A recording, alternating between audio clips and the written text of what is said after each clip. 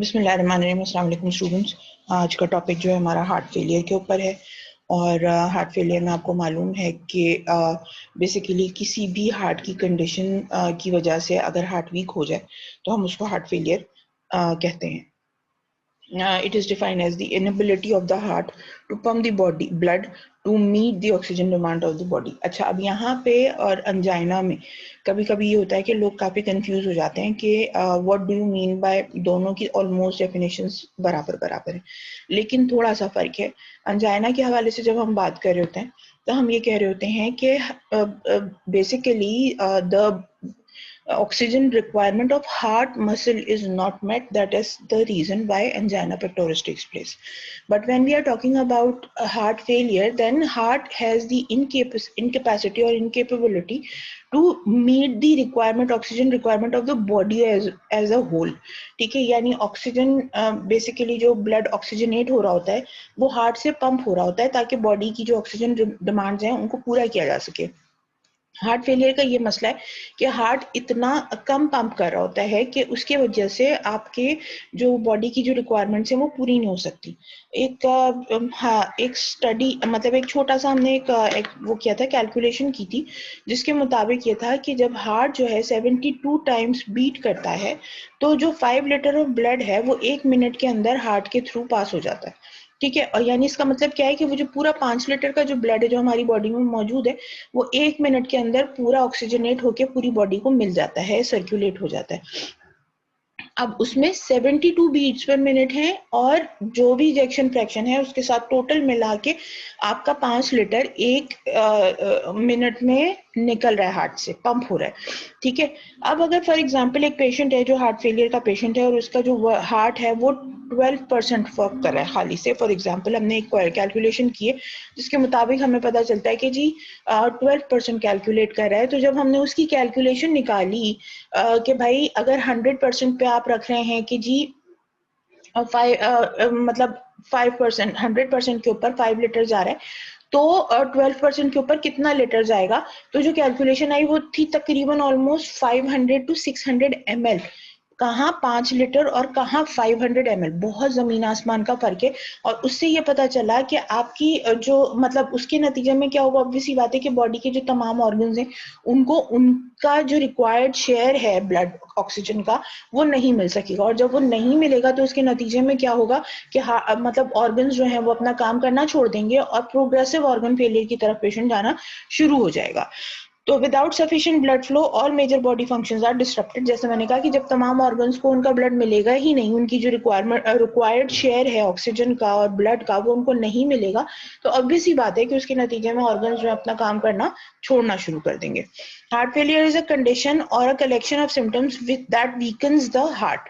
अच्छा जी, इसके बाद conditions that lead to development of heart failure. अच्छा, अब क्या क्या रीजंस हो सकते हैं जिनकी वजह से हार्ट फेलियर में जा सकता है पेशेंट? कोरोनरी आर्टरी डिजीज, और खुसूसियत से अगर तो अनस्टेबल अंजाइना की तरफ जा रहा है या पेशेंट जो है उसने एमआई डेवलप कर लिया है। एमआई जो डेवलप किया है तो इसका मतलब यह है कि एक ऐसा फोकस बन गया है जिसके अंदर पेशेंट का जो हार्ट है उसमें डैमेज आ चुकी है। तो अब वो जो पूरा डैमेज या डेड टिश्यू बीच में पड़ा हुआ है, ऑब्वियसली वो जो है वो एरिथमियाज भी कॉज कर सकता है और साथ में ये भी कर सकता है कि वो मतलब हार्ट की जो वॉल्स हैं उनमें डेफिशिएंसी प्रोवाइड कर दे कि हार्ट जो है वो प्रॉपर्ली सिंक्रोनाइज तरीके से पंप ना करे। जब वो हार्ट सिंक्रोनाइज तरीके से पंप नहीं करेगा तो ऑब्वियस सी बात है कि वो वीक भी होगा और उसके नतीजे में जो ब्लड का जो पुश, एक कंप्लीट पुश की वजह से आता जो एक प्रेशर बनता वो नहीं बन सकेगा। तो ऑब्वियस सी बात है कि वो पीछे की तरफ लैग बिहाइंड करना शुरू करेगा। हाई ब्लड प्रेशर जो है उसकी वजह से हार्ट वीक होना शुरू हो जाता है, वो भी अगेन जो है वो in the long run heart failure की तरफ पेशेंट को लेके जाता है। जैसे मैंने बताया कार्डियक एरिथमियाज, अगर तो टैकी एरिथमिया है यानी टैकीकार्डिया है यानी हार्ट का रेट तेज हुआ हुआ है तो भी प्रॉपर फिलिंग नहीं होती है, प्रॉपर ऑक्सीजनेटेड ब्लड जो है वो बॉडी को नहीं मिल रहा होता है। इन द रिजल्ट होता यह है कि फिर वो पीछे से बैक प्रेशर आता है और हार्ट को ज्यादा मेहनत के सिग्नल्स आना शुरू हो जाते हैं। जब हार्ट ज्यादा मेहनत करता है तो और वीक होता चला जाता है। इसके नतीजे में जो है वो हार्ट का ओवरवर्क होने के नतीजे में हार्ट की साइज इंक्रीज होना शुरू हो जाती है, मसल्स फैल जाते हैं, लेकिन वो अपना काम फिर भी कर नहीं पाते, और ऐसी कंडीशन में हार्ट जो है वो साइज का बड़ा हो जाता है, जिसको हम कार्डियोमेगाली भी कहते हैं। डायबिटीज ऑब्वियस सी बात है, और ओबेसिटी, दोनों चीजें जो है वो आपका फ्लो डिसऑर्डर क्रिएट कर रही होती हैं। ब्लड फ्लो डायबिटीज में जो है वो हाइपरग्लाइसीमिया यानी शुगर की ज्यादती की वजह से ब्लड जो है वो थिकन हो जाता है, प्रॉपर फ्लो नहीं कर पाता, जगह जगह जाके जमना शुरू हो जाता है। नेट रिजल्ट जो है वो अगेन ब्लड प्रेशर और फिर coronary artery disease and all together आपका हार्ट अफेक्ट होना शुरू हो जाता है। ओबेसिटी में in addition to the sugar that is increase in the blood, it also shows lipid levels increased, वो भी अगेन एक बड़ा मसला है। उसके नतीजे में भी फिर अच्छा एक और चीज ओबेसिटी में कि मसल मास बढ़ जाता है, मसल की जो है वो ऑक्सीजन रिक्वायरमेंट बढ़ जाती है। नेट रिजल्ट क्या निकलता है कि जो इंटरनल ऑर्गन्स हैं उनकी ऑक्सीजन सप्लाई खत्म हो जाती है मसल्स की डिमांड को पूरा करने के लिए।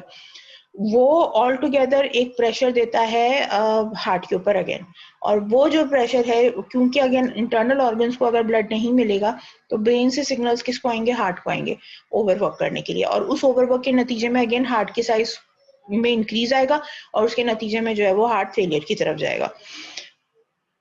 असल जो चीज है वो जो इम्पोर्टेंट है वो ये है कि आपने हार्ट की कंडीशंस जो भी चीजें हार्ट, आगे मैं रिस्क फैक्टर्स में भी और चीजें भी बताऊंगी। बेसिक जो टारगेट होता है हार्ट फेलियर को प्रिवेंट करने का वो ये है कि आप जो भी पीछे कॉजेज आ रहे हैं जो कि हार्ट फेलियर की तरफ लेके जा रहे हैं हार्ट को, उनको ट्रीट किया जा सके। अब जैसे रिस्क फैक्टर्स में जैसे मैंने आपको बताया कि अच्छा, जो ये जो चीजें मैंने यहाँ पर डिस्कस की थी उनके अलावा कुछ और एडिशनल चीजें भी हैं जो आपके हार्ट को वीक करती हैं और कार्डियक फेलियर की तरफ लेके जाती हैं। उसमें कार्डियोमायोपैथीज हैं, यानी इसमें by the unknown reason heart muscles जो हैं वो ऑटोमेटिकली वीक होना शुरू हो जाते हैं। जब वीक होते हैं तो ब्लड सही पुश नहीं हो पाता, अगेन वो फिर एक विशियस सर्कल शुरू हो जाता है कि मजीद प्रेशर, मजीद वीकनेस, फिर मजीद प्रेशर, फिर मजीद वीकनेस, और इस तरह से ऑल टुगेदर हार्ट फेलियर की तरफ जाते हैं। किसी भी किस्म का अगर पैदाइशी डिफेक्ट है हार्ट में, फोरामन ओवेल खुला रह गया है या किसी भी किस्म का डक्टस आर्टेरियोसिस का इशू आ रहा है, प्रेशर डीरेंजमेंट्स हो रही हैं हार्ट में, that will ultimately lead to heart failure, और वो फिर अगेन प्रॉब्लमेटिक होगा। हार्ट अटैक का बता दिया। वैल्वुलर हार्ट डिजीजेस जो हैं जिसमें आपके हार्ट वेल्व्स किसी भी वजह से खराब हो जाएं, तो वो क्या होता है कि जो वेल्व्स का काम है, जैसे कि मैंने आपको बताया था कि they enables the forward movement of blood from the heart wherever they have to go. अगर वेल्व्स खराब हो रहे हैं, बैक प्रेशर आता है, और उस बैक प्रेशर के नतीजे में हार्ट के टिश्यू के ऊपर प्रेशर बढ़ जाता है। तो वो जो चीज है ये अगेन पेशेंट के लिए जो है वो काफी प्रॉब्लमेटिक हो सकती है, and it will ultimately lead to heart failure. Arrhythmias मैंने आपको बता दिए थे, ब्लड प्रेशर के बारे में बात हो चुकी। एम्फाइसेमा बहुत इंपॉर्टेंट कंडीशन है जिसके अंदर आपका all together over the period of time आपके जो लंग्स में जो एल्वेओलाई हैं वो डैमेज होना शुरू हो जाते हैं। तो उसके नतीजे में क्या होता है कि जो एयर एक्सचेंज के लिए जो सरफेस एरिया है वो डिक्रीज होना शुरू हो जाता है। अब अगर ऑक्सीजनेशन प्रॉपर नहीं होगी ब्लड की, तो ऑब्वियसली बात है हार्ट अगर नॉर्मली पंप कर रहा है तो over the longer period of time क्या होगा कि वो ऑक्सीजन की डेफिशिएंसी की वजह से अगेन हार्ट को ओवरवर्क करने की कमांड आनी शुरू हो जाएगी। अब वो जो हार्ट फिर अगेन हार्ट उसके लिए कॉम्पनसेशन के तौर पे क्या करेगा, ओवरवर्क करेगा, ज्यादा से ज्यादा ब्लड को पंप करने की कोशिश करेगा ताकि ऑर्गन्स को ऑक्सीजन की जो डेफिशिएंसी क्रिएट हो रही है वो पूरी हो पाए। उसमें अगेन ओवरवर्क की वजह से हार्ट मसल्स जो है वो फटीग होके और साइज में बड़े होके और अगेन हार्ट फेलियर की तरफ पेशेंट को ले जाते हैं। डायबिटीज मैंने बता दिया। Over active and under active thyroid basically ये आपका जो मेटाबॉलिज्म है इसको डील कर रहा होता है। तो अगेन बेसल मेटाबॉलिक रेट कम होना या ज्यादा होना, दोनों सूरतों में जो हर तरह की जो मसल्स हैं उनके ऊपर इसका इफेक्ट आता है। कार्डिक मसल्स पे भी आता है, स्मूथ मसल्स के ऊपर भी आता है, स्केलेटल मसल्स के ऊपर भी आता है। तो all together over active thyroid या अंडर एक्टिव थायराइड दोनों सूरतों में आपका मेटाबॉलिज्म अफेक्ट होगा। मेटाबॉलिज्म अफेक्ट होगा मतलब अगर ओवर एक्टिव है तो एटीपी ज्यादा बनेगा, हीट ज्यादा प्रोड्यूस होगी, ओवरवर्क होगा, थकन शुरू हो जाएगी।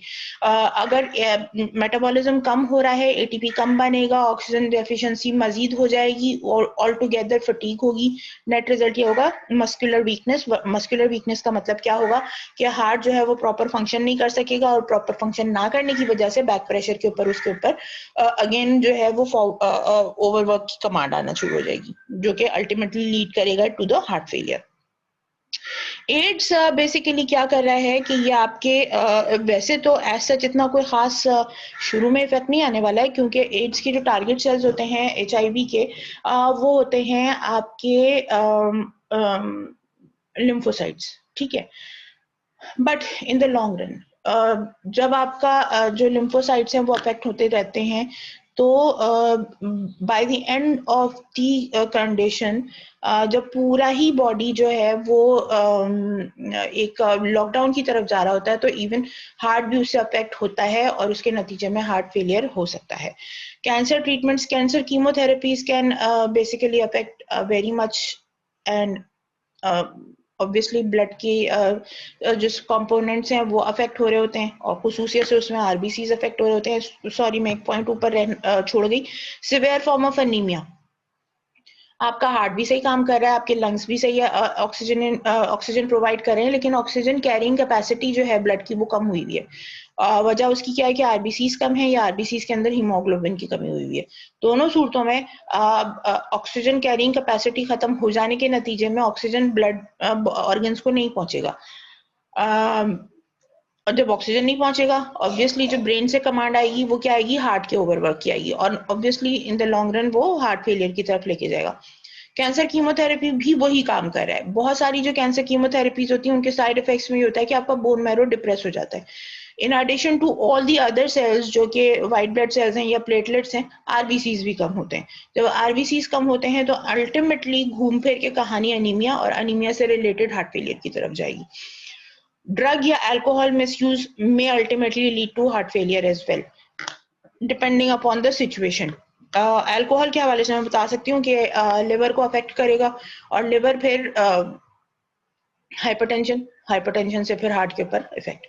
अच्छा, अब ये जो तमाम चीजें हैं, जैसे कि हमने यहाँ पे एक जगह पे ये बोला कि to control heart failure is to prevent and control the conditions causing heart failure. Again क्या हो रही है बात कि ये तमाम कंडीशंस, अगर जिनमें से कोई भी एक कंडीशन अगर आपको पता चलती है कि ये हार्ट फेलियर कॉज कर रही है, तो ऑब्वियसली उसका ट्रीटमेंट होना, उसका सद्देबाब होना बहुत ज्यादा जरूरी है। अदरवाइज वो आगे अफेक्ट नहीं, मतलब उसका जो है वो रिस्पॉन्स नहीं आएगा बॉडी पे। Lifestyle for higher risk of heart failure, usually जो कि वो लाइफस्टाइल जो कि लेकर चलता है इस साइड पे, मतलब आपके हार्ट फेलियर की तरफ लेके जाता है स्मोकिंग, साथ में इसमें एडिशन कर ले यहीं पे अल्कोहल कंजम्पशन एज वेल। हम पहले भी बहुत दफा बात कर चुके हैं, हार्ट हाइपरटेंशन में भी हमने जो जो लाइफस्टाइल मॉडिफिकेशन के हवाले से जो बात की थी, वो तमाम के तमाम यहाँ पे भी अप्लाई होते हैं। तो smoking along with alcohol consumption, eating foods with high fat and cholesterol, obviously हमें मालूम है कि इसकी वजह से प्रॉब्लम आती है। ठीक है जी। Living a sedentary lifestyle, sedentary lifestyle मतलब बैठे रहना, ज्यादा फिजिकल एक्टिविटी नहीं है, मूवमेंट नहीं हो रही, उस सूरत में जो है वो obviously blood pressure, cardiac problems will ultimately lead to, obviously क्योंकि आपका जो इस्कीमिक हार्ट डिजीज है वो भी इस लाइफस्टाइल से अफेक्ट हो रहे होते हैं, और आपका हार्ट हाइपरटेंशन भी, दोनों जैसे कि हमने बात की कि रिस्क फैक्टर्स हैं फॉर हार्ट फेलियर, तो वो चीजें आ जाती हैं। ओवरवेट एंड ओबेसिटी भी मौजूद है। सिम्टम्स जो आते हैं हार्ट फेलियर के, या तो क्रॉनिक होगा या अक्यूट होगा। क्रॉनिक कंडीशन में ये है कि over the period of years जो है वो हार्ट फेलियर डेवलप होगा पेशेंट का। अक्यूट कंडीशन ये कि जी उसी वक्त होगा, और आपको पता ही उस वक्त चलेगा जब पेशेंट को हार्ट फेलियर होगा। बहुत सारी को, जैसे फॉर एग्जांपल हार्ट अटैक हुआ है, हार्ट अटैक के मरीज के बारे में डॉक्टर को पहले से पता होता है कि पेशेंट हार्ट फेलियर में जाएगा, over the period of time जाएगा। ट्रीटमेंट से हार्ट फेलियर का जो प्रोग्रेस है उसको कम किया जा सकता है, खत्म नहीं किया जा सकता। इसी तरह एरिथमिया का मरीज हो गया, क्रोनिक डायबिटीज का मरीज हो गया, patient, doctor and physicians are already known के इनको होगा, पता है कि अगले 10 इयर्स के अंदर हार्ट फेलियर के होने के चांसेस बहुत ज्यादा हैं। लेकिन कभी कभी ये होता है कि कंडीशन ये होती है कि पेशेंट आता ही पहली मर्तबा ही आता है, और उससे पहले तक उसका कोई डायग्नोसिस नहीं बना होता, उसके बाद फिर पता चलता है, आपको बैक पे जाके उसकी कॉजेस फाइंड आउट करने पड़े होते हैं कि जी क्या हुआ क्या नहीं हुआ। जो सिम्टम्स है बेसिकली जिसके तहत पेशेंट हॉस्पिटलाइज होता है, उसमें सबसे इंपॉर्टेंट चीज जो है वो शॉर्टनेस ऑफ ब्रेथ है, डिस्निया होता है, फटीग एंड वीकनेस बहुत ज्यादा होती है, एडिमा, स्टार्टिंग जो है वो लेग और एंकल से होती है, लेकिन इन सिवियर केसेस में फेस, पूरी बॉडी, यानी अगर आप कहें बहुत आसानी से कह सकते हैं कि 4 से 5 किलो वजन 10 से 12 दिन के अंदर बढ़ जाता है। ठीक है, वो क्या हो रहा होता है कि फ्लूइड का ओवरलोड हो रहा होता है बॉडी के अंदर, उसकी वजह से होता है, तो उसको एनएसआर का भी कहते हैं। इरेगुलर हार्ट बीट्स आती हैं, ऑब्वियसली जब हार्ट के ऊपर प्रेशर आ रहा है तो हार्ट बीट्स इरेगुलर हो जाती हैं। एक्सरसाइज करने की कैपेसिटी खत्म हो जाती है, इवन स्लाइड सी जो मोशन हो रही होती है वो भी पॉसिबल नहीं हो पा रही होती पेशेंट के लिए। खांसी और चेस्ट के अंदर एक विस्लिंग की आवाज होती है जिसको वीजिंग कहते हैं, वो विस्लिंग साउंड कंटिन्यूसली आ रही होती है। इसके अलावा एक और भी काम हो सकता है कि अगर बलगम आ रहा है तो उसके अंदर जो है वो ब्लड स्मेयर हुआ हुआ, ऊपर से नहीं होगा, वो अंदर मिक्सिंग होके वो ब्लड जो है वो पिंक कलर का आ रहा होगा। मतलब ब्लड नहीं आ रहा होगा, बलगम यूजुअली अगर आपने देखा हो व्हाइट या ग्रेइश होता है, उसमें अगर स्ट्रैंड्स में रेड स्ट्रैंड्स आ रहे हैं तो दैट मीन्स के ब्लड भी उसके अंदर एडेड हुआ है। फ्रीक्वेंट यूरिनेशन हो जाती है, कभी जरूरी नहीं है कि फ्रीक्वेंट यूरिनेशन हो, कभी कभी ये होता है कि ब्लड मतलब पानी इतना ज्यादा रुक रहा होता है कि यूरिनेशन तकरीबन बंदी हुई हुई होती है और पूरी बॉडी फूल के पानी भरी हुई थैली की तरह हो जाती है। स्वेलिंग इन दी एसाइटिस हो सकता है, जैसे मैंने कहा वेट गेन हो सकता है, यूजुअली भूख और खत्म हो जाती है, उल्टी मतली शुरू हो जाती है। एक और चीज बहुत इंपॉर्टेंट है कि डिजीनेस हो रही होती है, पेशेंट फ्रीक्वेंट स्लीपिंग आ रही होती है, साइड पे गिर रहे हैं, स्लीपिंग बहुत ज्यादा हो रही है। ठीक है जी, तो ये है ऑलमोस्ट तमाम चीजें। हाँ, चेस्ट पेन भी आ सकता है। इमरजेंसी ट्रीटमेंट के लिए हॉस्पिटलाइज कराने के लिए कौन कौन सी कंडीशन है? पेशेंट ड्राउजी हो रहा है, बहुत ज्यादा फेंटिंग हो रही है, या सीवियर वीकनेस हो गई है, चेस्ट पेन है, या हार्ट बीट इरेगुलर या रैपिड हो गई है, या सिवियर किस्म की शॉर्टनेस ऑफ ब्रेथ डेवलप हुई है। इन तमाम कंडीशंस के अंदर जो है वो पेशेंट को लेकर जाएंगे आप हॉस्पिटलाइज करने के लिए और इमरजेंसी ट्रीटमेंट के लिए जाएंगे। अच्छा, ये भी किया जा सकता है कि आमतौर पे जो हार्ट फेलियर का जो मरीज होता है ना, यूजुअली ये तमाम सिम्टम्स उसको आ रहे होते हैं, तो यूं भी कहा जाता है कि अगर तो से फॉर एग्जांपल एक पेशेंट है जिसको थोड़ा बहुत प्रॉब्लम रहता है, ड्राउजी भी पेशेंट रहता है, या हार्ट बीट्स जो है वो इरेगुलर है, अब आप हर मर्तबा तो पेशेंट को नहीं उठा के लेके जाएंगे, तो उसमें फिर ये कहते हैं डॉक्टर कि कोई भी चीज अगर एकदम से सडनली डेवलप हो जाए तो उस सूरत में फिर आप हॉस्पिटल लेकर आएंगे ताकि फिर इमरजेंसी ट्रीटमेंट करके पेशेंट को स्टेबल किया जा सके। अच्छा, हार्ट फेलियर के हवाले से जब हम बात करते हैं तो मल्टीपल किस्म की जो क्लासिफिकेशंस हैं वो की गई हैं, कुछ किसी बेस पर, कुछ किसी बेस पर। तो जो पहली क्लासिफिकेशन है हार्ट फेलियर की, वो है ड्यूरेशन के अकॉर्डिंगली।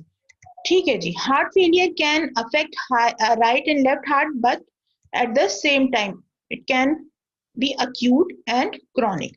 ठीक है, अक्यूट का जैसे मैंने आपको बताया कि एकदम से सडनली जो है वो सिम्टम्स अपीयर होंगे, और बहुत तेजी के साथ आएंगे भी और बहुत तेजी के साथ ट्रीट भी कर सकेंगे आप उसको। ठीक है, हार्ट अटैक के बाद हो सकता है, या हार्ट वेल्थ की जो है वो प्रॉब्लम डेवलप हुई है तो उसमें भी हो सकता है। क्रॉनिक हार्ट फेलियर जो है वो जैसे मैंने कहा कि पहले से एक तो नोन होगा, और उसमें प्रोग्रेसिव जो है ना डाउनफॉल, डाउनहिल वाली जो कंडीशन है वो होगी over the period of time. आपको पता होगा कि पेशेंट को हार्ट फेलियर है, आप सिर्फ मैनेज कर रहे हैं उस टाइम चीज को। ठीक है जी, ज्यादातर जो केसेस होते हैं, अगर if they are secondary to any kind of disease, they are usually chronic in nature. और 5.7 मिलियन अमेरिकन जो हैं वो हार्ट फेलियर में मुब्तला होते हैं मल्टीपल ऑफ डिजीज की वजह से। यहाँ पे एक चीज ये भी कही जाती है कि एक हमने स्टडी पढ़ी थी, उसमें ये भी लिखा हुआ था कि जब कंपेयर किया था 2004 की एक स्टडी थी जिसमें उन्होंने कंपेयर किया था 1980s की कंडीशंस को, यानी हार्ट फेलियर एमआईज, और उसको फिर 2004 से कंपेयर किया था। उसमें उन्होंने ये बताया था कि 2004 के अंदर हार्ट फेलियर बहुत बढ़ गया, जबकि जो मोर्टेलिटी रेट था because of cardiac conditions like attack हो गया, वैल्वुलर हार्ट डिजीज हो गया, एरिथमिया हो गया, उससे जो मोर्टेलिटी का रेट था वो काफी गिर गया। ठीक है, जबकि उसके मुकाबले में 1980s का जो डाटा था वो ये शो करता था कि कार्डियक मोर्टेलिटी बेइंतहा ज्यादा थी और हार्ट फेलियर नेग्लिजिबल था। तो जो क्लिनिशियंस हैं उन्होंने इस बात से ये चीज निकाली कि चूंकि पहले मोर्टेलिटी हो जाया करती थी तो हार्ट फेलियर होने के चांसेस ही नहीं थे, लेकिन चूंकि अब जो है हमारी एडवांसमेंट्स हो गई हैं तो हम अक्यूट कंडीशन को तो टेक केयर कर लेते हैं। एमआई हो गया, उसको भी देख लिया, एरिथमिया की कंडीशन है इनिशियली डेवलप हुई है, उसको भी देख लिया, हार्ट को स्टेबलाइज कर दिया। लेकिन over the period of time चूंकि हार्ट फिर प्रोग्रेसिवली वीक होता चला जाता है तो हार्ट फेलियर में जाता है। तो इसका मतलब क्या हुआ कि because of the taking care of the acute condition very promptly the rate of the heart failure is increasing day by day. ये एक रीजन है और बहुत ही वैलिड रीजन है कि आपने मोर्टेलिटीज घटा दी, मतलब मोर्टेलिटीज बहुत कम हो गई हैं लेकिन हार्ट फेलियर का रेट जो है वो अब प्रोग्रेसिवली बढ़ता जा रहा है और अच्छा खासा बढ़ता चला जा रहा है। मेन मोस्टली अफेक्ट होते हैं हार्ट फेलियर से। Deaths of untreated heart failure is more in women. Basically इसकी वजह भी ये है कि जो हार्ट फेलियर के पेशेंट को जो प्रिवेंटिव मेजर्स बताए जाते हैं, अगर वो यूजुअली जैसे एक्सरसाइज हो गई, सीडेंटरी लाइफस्टाइल को खत्म कर देना हो गया, वो मेन ज्यादा फॉलो करते हैं as compare to women. Women जो है वो स्पेसिफाई हो जाती हैं, बेड रिडन हो जाती हैं, डर जाती हैं, नहीं निकलती हैं बिस्तर से। तो वो जो कंडीशन है उसकी वजह से जो अनट्रीटेड हार्ट फेलियर है वुमेन के अंदर वो ज्यादा है एज कम्पेयर टू मेन। लेकिन यूजुअली क्योंकि हार्ट की कंडीशंस या वैल्वुलर हार्ट डिजीजेस या अनट्रीटेड जो क्रॉनिक कंडीशंस हैं वो मर्दों में ज्यादा होती हैं, तो उसकी वजह से हार्ट फेलियर में जाने के जो चांसेस हैं मर्दों के वो ज्यादा हैं। फीमेल में हार्ट अटैक का रेशो भी कम है ऑब्वियसली, तो उसकी वजह से उनका हार्ट फेलियर में जाना भी कम है। लेकिन वंस अगर उनको हार्ट फेलियर हो गया है तो मोर्टेलिटी उनकी ज्यादा है as compare to men. According to the side of the heart, we have a right-sided heart failure and we have a left-sided heart failure. अब हम पहले left-sided की बात करते हैं। आपको जैसे कि एनाटॉमी मैंने इसीलिए पढ़वाई थी ताकि आप लोगों को बात समझ में आ सके। लेफ्ट साइड की बात जब करते हैं तो हम बात करते हैं ऑक्सीजनेटेड ब्लड की। तो एक मर्तबा ये जहन में जरूर रखिएगा कि ब्लड जो है वो लंग्स से आ रहा है और बॉडी को जा रहा है। अब ऐसी सूरत के अंदर जो हार्ट फेलियर है, अब ये तो याद रहेगा ही कि ज्यादा कॉमन है लेफ्ट साइड का। ठीक है जी। अब ब्लड पंप नहीं हो पा रहा, एफिशिएंटली ब्लड पंप नहीं हो रहा, हार्ट वीक हुआ हुआ है, एफिशिएंटली ब्लड पंप नहीं हो रहा है, तो ब्लड जा कहाँ रहा है? बॉडी को, तो बॉडी को नहीं मिलेगा। ठीक है, ठीक। और आ कहाँ से रहा है? लंग्स से, तो बैक प्रेशर कहाँ जाएगा? लंग्स में जाएगा। तो जो मेजर कंडीशन इसकी जो डेवलप होगी वो क्या होगी? Pulmonary oedema. इसके मुकाबले में और उसकी वजह से शॉर्टनेस ऑफ ब्रेथ जो है, यानी कि क्या हो रहा है कि आपकी जो एल्वेओलाई है जहाँ पे एयर आनी चाहिए वहां पानी भर जाता है। ठीक है, जब वो पानी भर जाएगा तो ऑब्वियस सी बात है कि आप उसमें फिर नहीं कर सकेंगे, मतलब रिस्पायर नहीं कर सकेंगे, खांसी बहुत ज्यादा होगी, सांस लेने में दुश्वारी बहुत ज्यादा होगी, ऑक्सीजन की शदीद वाली डिफिशियंसी होगी और पेशेंट जो है वो रेस्पिरेटरी फेलियर की तरफ भी जाना शुरू हो सकता है। राइट साइडेड हार्ट फेलियर जैसे कि मैंने बताया डीऑक्सीजनेटेड ब्लड है, आता कहाँ से? बॉडी से आता है, जाता कहाँ है? लंग्स के अंदर जाता है। तो अगर तो हार्ट जो है वो पंप स्लो कर रहा है तो लंग्स में ब्लड कम जाएगा, ऑक्सीजनेशन कम होगी, लेकिन बैक प्रेशर किधर पड़ेगा? बॉडी में पड़ेगा, तो उसकी वजह से क्या होगा? बॉडी में स्वेलिंग आएगी। तो अब आप देख सकते हैं मार्क स्वेलिंग आती है लोअर एक्सट्रीमिटीज में। ठीक है जी। फ्लूइड बैकअप जो है वो लेग में, फीट में, एब्डोमेन के अंदर बढ़ जाता है। अच्छा, अब ये एक और भी जो कंडीशन है वो यूजुअली यहाँ पे याद रखने वाली बात है कि right sided heart failure usually lung diseases like chronic obstructive pulmonary disease, emphysema, empyema, bronchitis, asthmatic conditions, इन तमाम कंडीशंस में वो वर्सन हो जाती है हार्ट की कंडीशन। ठीक है जी, तो ये याद रखने वाली बात है। तो ये बहुत इंपॉर्टेंट चीज हो गई कि साइड्स ऑफ जो फेलियर है उसकी वजह से सिम्टम्स कहाँ पे आ रहे हैं। उसके बाद है हार्ट की एक्टिविटी की बेस के ऊपर आपकी जो क्लासिफिकेशन है वो क्या है? डायस्टोलिक हार्ट फेलियर या सिस्टोलिक हार्ट फेलियर। डायस्टोली याद रखिएगा, डायस्टोली क्या होती है? Relaxation of the heart. ठीक है, जिस टाइम पे हार्ट ने फिल करना है उस टाइम पे हार्ट के जो मसल्स हैं अगर वो सही से रिलैक्स नहीं हो रहे हैं तो प्रॉपर फिलिंग नहीं होगी। जब वो प्रॉपर फिलिंग नहीं होगी तो उसके नतीजे में क्या होगा कि ऑब्वियसली कार्डियक आउटपुट इनकम्प्लीट आएगा। मसल्स की स्टिफनेस हो जाती है, अकड़ जाते हैं, उसकी वजह से वो पूरे रिलैक्स नहीं कर पाते हैं और उसकी वजह से इनएफिशिएंट, इनअप्रोप्रिएट जो है वो चेम्बर फिलिंग होती है। इसके मुकाबले में सिस्टोलिक हार्ट फेलियर के हवाले से जब हम बात करते हैं तो सिस्टोलिक हार्ट फेलियर का मतलब है पंप करना, ठीक है, कॉन्ट्रैक्शन का टाइम है। उस टाइम पे क्या हो रहा है, किसी भी वजह से अगर कार्डियोमायोपैथी हो गई है, आपकी जो कार्डियक मसल्स हैं वो वीक हो रहे हैं, तो उस मिनट में वो प्रॉपर प्रेशर से पुश नहीं कर सकेंगे, कॉन्ट्रैक्ट नहीं कर सकेंगे। जब वो कॉन्ट्रैक्ट नहीं करेंगे तो उसके नतीजे में क्या होगा आपका, अगेन आपका जो वो है पंपिंग इनएफिशिएंट होगी। नेट रिजल्ट यही निकलेगा कि हार्ट जो है वो फेलियर तो है ही, वो सिम्टम्स देना शुरू कर देगा अपने। Both systolic and diastolic can occur in right and left sides. ठीक है जी, ये बात याद रखने वाली है कि दोनों तरह का हार्ट फेलियर हो सकता है, राइट साइडेड हार्ट फेलियर में भी और लेफ्ट साइडेड हार्ट फेलियर में भी। ठीक है, तो ये एक बहुत इंपॉर्टेंट चीज है। और हमेशा याद रखिएगा सिस्टोलिक एंड डायस्टोलिक से हवाले से जब भी हम बात करते हैं, मैंने आपको पहले भी बताया था, systole and diastole basically we are considering the ventricles, और उसी के हवाले से सिस्टोली और डायस्टोली की बात करते हैं, एट्रिया की बात नहीं कर रहे होते। तो इसका मतलब क्या हुआ कि यहाँ पे जब हम हार्ट फेलियर की बात करें सिस्टोलिक और डायस्टोलिक, तो मतलब क्या है, अफेक्ट क्या हो रहा है, वेंट्रिकुलर वॉल्स ज्यादा अफेक्ट हो रही हैं as compare to atrial walls. Patient में have either conditions of both sides of the heart. ठीक है जी, दोनों कंडीशन हो सकती हैं। अच्छा, जो लास्ट है according to the New York heart association, जो क्लासिफिकेशन है वो क्लासेस के बेस पर है, यानी क्लास 1, क्लास 2, क्लास 3, क्लास 4। और इसमें क्या है, क्लास 1 में नो सिम्टम्स, ऑर्डिनरी एक्टिविटी के ऊपर, no limitation of physical activity.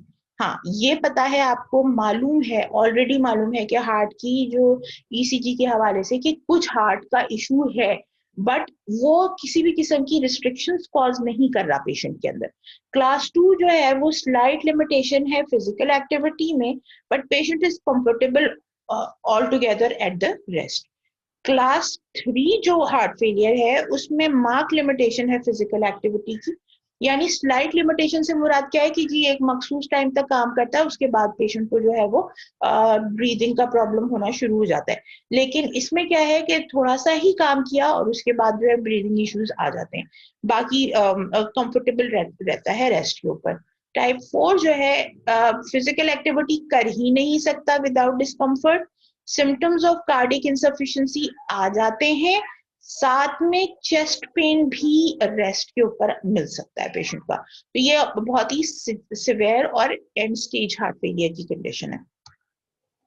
अच्छा जी, हम डायग्नोसिस कैसे बनाते हैं हार्ट फेलियर का? हार्ट फेलियर के डायग्नोसिस के हवाले से हमारे पास एक्सरे चेस्ट होता है, सीटी स्कैन होता है, इकोकार्डियोग्राम है, और साथ में हम पेशेंट की फिजिकल एग्जामिनेशन कर रहे होते हैं। अच्छा, ये जो अगर आपको दिखाना चाहती हूँ मैं, ये देखिए, ये एक नॉर्मल एक्सरे चेस्ट है, ठीक है, और इसमें आपको मतलब ये ब्रोंकियल मार्किंग्स आ रही हैं, ये बाकी का नॉर्मल लंग है, ठीक है। ये जो है मेन वेसल्स हैं हार्ट की, arch of aorta and great vessels का पोर्शन आ रहा है, और उसके बाद ये जो है ये हार्ट है। अब यहाँ पे जो लंग और हार्ट का एक हिसाब किताब होता है, वो उसके हिसाब से अगर ये देखें तो इसको कंपेयर करें इसके साथ। अब आप यहाँ पे देखें कि हार्ट का जो सिलहाउट है वो बहुत ज्यादा है as compare to this one. This is heart silhouette from here to here. ठीक है जी, अब मैं अगर आप कहो तो मैं आपको मार्क करके भी दिखा देती हूँ, एक मिनट अर्जुन, येलो से मार्क करते हैं। यहां से देखो आप, ये हिस्सा यहां से लेके यहां तक, दिस इज दी हार्ट सिलहाउट, जबकि उसके मुकाबले में यहाँ पे इधर से लेके इधर तक का ये हार्ट सिलहाउट है। लाइन को अगर आप मेजर भी करो तो ये तकरीबन बन रहा है 1.5 इंचेस, और ये 1.5 से आगे जा रहा है। ठीक है, तो ये जो चीज है ये बेसिकली, अगर मैं मेरे पास इस वक्त स्केल नहीं है, वरना मैं आपको स्केल से भी थोड़ा सा बता देती हूँ, लेकिन खैर हम यूजुअली इसको जो है वो इस तरह से मार्क करे होते हैं कि आपका जो चेस्ट होता है, जो एक्सरे, उसका 1/3 हार्ट सिलहाउट होना चाहिए, और अगर 1/3 से अबव जा रहा है तो वो हार्ट फेलियर की कंडीशन की तरफ जा रहा है पेशेंट। ये तो एक चीज हो गई। इसके अलावा फिर एक और चीज देखें अगर आप, तो ये है आपका यहाँ पे जो है वो एडिमा फ्लूइड की फॉर्मेशन हो रही है आपके, ये देखें, ये जो है ये प्लूरा है जो एंड हो रहा है, ठीक है, यहाँ क्लियर है, और यहाँ पे देखें इसका चेंज हो गया है और यहाँ पे पानी भर गया। तो ये भी एक और चीज है जो कि पल्मोनरी एडिमा के अंदर आपको मिलती है। इसके अलावा अगर आप देखें कि आपका ये जो चेस्ट है, इसका एक्सरे का जो लंग्स है, ये नॉर्मल है एज कम्पेयर टू, यहाँ पे देखिए वेरी मार्क ब्रोंकियल मार्किंग्स, जिसका मतलब है कि कोई ना कोई एबनॉर्मेलिटी है जिसकी वजह से आपकी जो ब्रोंकाई हैं वो बहुत फैल गए हैं। तो ये बेसिकली जो है वो आपके एक्सरे चेस्ट में, लेकिन जो सबसे डायग्नोस्टिक है वो ये हार्ट सिल आउट है, बहुत ज्यादा बड़ा हुआ होता है। और ये अगर आप देखें तो यहाँ पे ये हिस्सा भी काफी फर्क है, यानी आपकी वेसल्स भी जो है वो ब्रॉडन हो गई हैं। अच्छा, इसके बाद अगर ये देखें तो ये आपका लंग्स का पोर्शन है, ये सीटी स्कैन है। आपको पता है कि हॉरिजॉन्टल स्लाइसिंग में आप एक्सरेज लिए जाते हैं, तो ये हार्ट का पोर्शन है। इसका हमारे पास नॉर्मल नहीं मिला, लेकिन बेसिकली ये जो पूरी जगह है यहाँ से लेके यहाँ तक, ये आप देख सकते हैं this is whole completely filled with water, और आपको उसमें जो है वो कार्डियक शैडो नहीं मिल रहा है सिवाय पानी के। ठीक है जी, तो इसका मतलब क्या हुआ कि जो जो पेरिकार्डियल टिश्यू है वो पूरा का पूरा जो है वो फिल हो गया है स्वेलिंग की वजह से। इकोकार्डियोग्राम जो है वो फाइनल कंफर्मेशन होती है।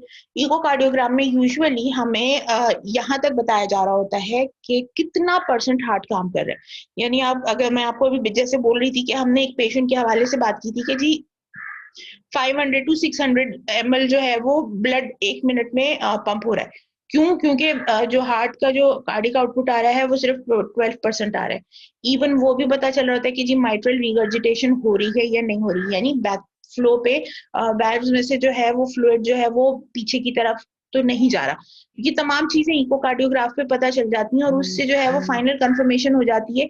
सिर्फ और सिर्फ इस बात पर भी फाइनल कंफर्मेशन हो जाती है कि जी कार्डिक आउटपुट कितना परसेंट आ रहा है। अब वो अगर कम है 50%, मतलब बेसिकली आइडियल जो है वो तो 60% से अबव होना चाहिए, लेकिन उससे कम कुछ मरीज होते हैं जो कि फुल्ली मेंटेन्ड जो पेशेंट्स होते हैं उनमें भी 60 से 40-45 के रेंज में रहता है कार्डियक आउटपुट, जो कि अच्छी बात नहीं है, but that is again progressive heart failure but without any symptoms.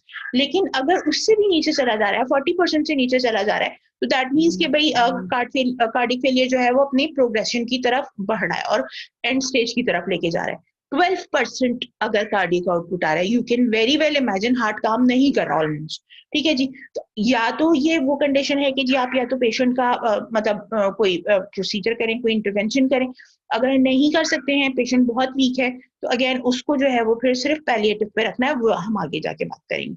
Final exam जो फिजिकल एग्जामिनेशन होती है बेसिकली वो भी बहुत इंपॉर्टेंट होती है, जो कि हम अभी आपके सामने यहाँ पे ये सारे सिम्टम्स रखे हुए हैं। सिम्टम्स नहीं है, सिम्टम्स तो पहले बता दिए थे, साइंस है। साइंस से मुराद ये है कि जो फिजिशियन या जो कार्डियक स्पेशलिस्ट है वो फाइंड आउट करता है एक पेशेंट के अंदर, उसमें हार्ट की इनलार्जमेंट मिलती है, जो कि हम पहले ही एक्सरे में बात कर चुके हैं, हार्ट रेट बढ़ा हुआ मिलता है, ईसीजी पे पता चल जाएगा वो। लंग्स में अगर आप ऑस्कल्टेट करेंगे तो क्रैपिटेशंस आएंगी, जो कि क्रैकलिंग साउंड है, पल्मोनरी एडिमा की वजह से होता है।